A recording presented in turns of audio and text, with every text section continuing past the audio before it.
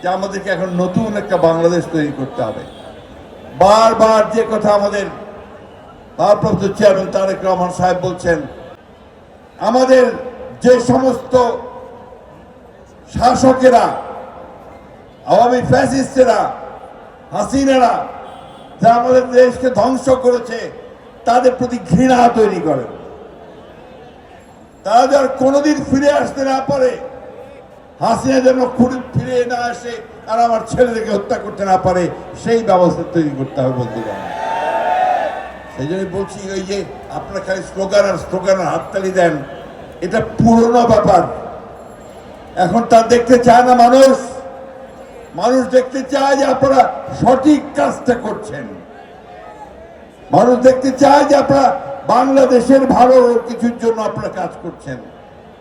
বিশেষ করে তরুণ ছেলেদেরকে বলবো, তোমরাই তো লড়াইটা করেছ, তোমরাই তো 5 তারিখে উত্তরায় হাজার হাজার লাখো মানুষ ছেলে একসাথে বের হয়েছ, গুলি হয়েছে, গুলির মুখে দাঁড়িয়েছ। দাঁড়াওনি? দাঁড়িয়েছ তো কে? তাহলে সেই বোধটাকে নিয়ে আসো যে আমাদেরকে এখন নতুন একটা বাংলাদেশ তৈরি করতে হবে। বারবার যে কথা আমাদের ভারপ্রাপ্ত চেয়ারম্যান তারেক রহমান সাহেব বলছেন যে আমাদের একটা নতুন বাংলাদেশ তৈরি করতে হবে।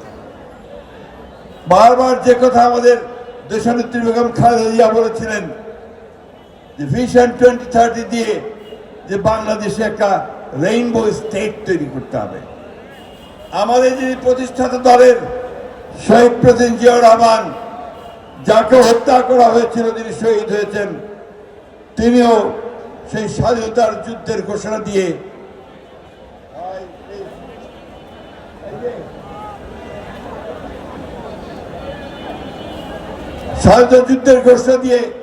গোটা মানুষকে অনুপ্রাণিত করেছিলেন যুদ্ধ করার জন্য, একটা স্বাধীন দেশ তৈরি করার জন্য।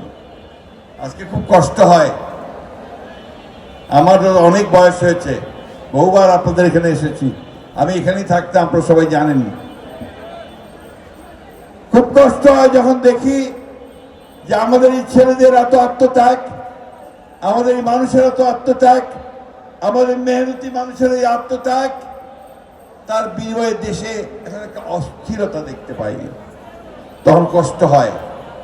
আমরা তো সবাই চেয়েছিলাম, চাই, এখনো চাই, এই মুহূর্তে চাই যে আমরা একটা সবাই মিলে একটা চমৎকার সুন্দর বাংলাদেশ গড়ে তুলব।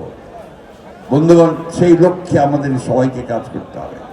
আর সেই জন্যই বলছি যে শুধু হাততালি দিলে আর পোস্টার নিয়ে ঘুরলে আর ভাইয়ের নামে স্লোগান দিলে কিন্তু কাজ হবে না। ভালো করে চারদিকে তাকিয়ে দেখেন,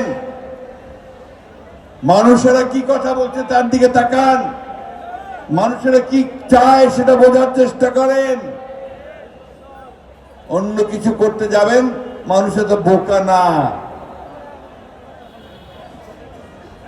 আমরা অনেক ত্যাগ স্বীকার করেছি, এখন আমাদেরকে নতুন বাংলাদেশ তৈরি করতে হবে। মুগ্ধের বাবার কষ্ট, মুগ্ধের মায়ের কষ্ট, মুগ্ধের ভাইয়ের কষ্ট, আমাদের জাফরের মায়ের কষ্ট, এটাকে আমরা কখনোই তার কোনো প্রতিদান দিতে পারবো না।